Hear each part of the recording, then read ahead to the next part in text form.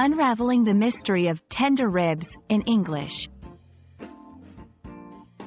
Hello everyone. Today, we're diving into an interesting phrase in the English language, tender ribs.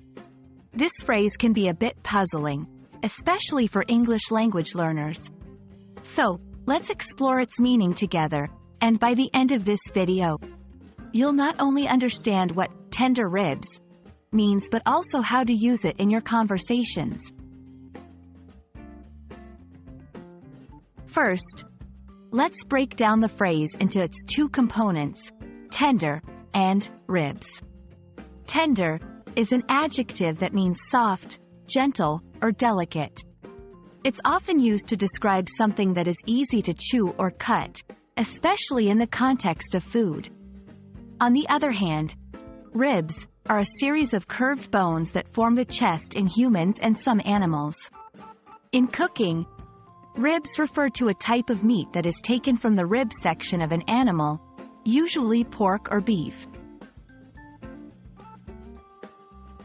Now, let's explore the figurative or non-literal use of tender ribs.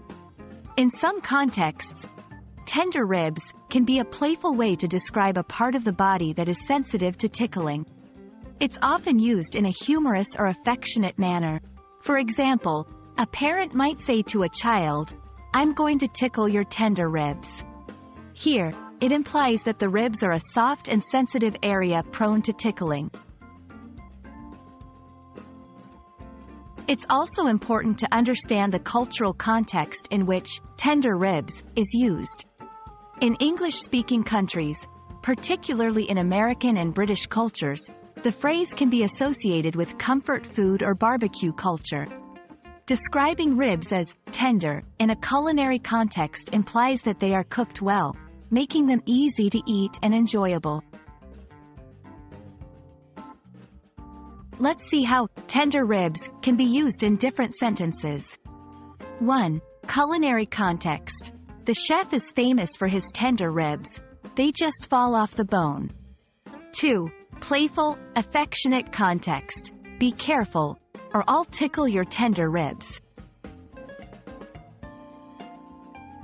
I hope this video has helped you understand the phrase, tender ribs, in both its literal and figurative meanings.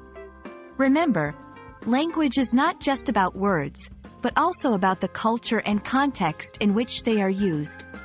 Keep practicing, and soon you'll be using phrases like tender ribs with ease and confidence.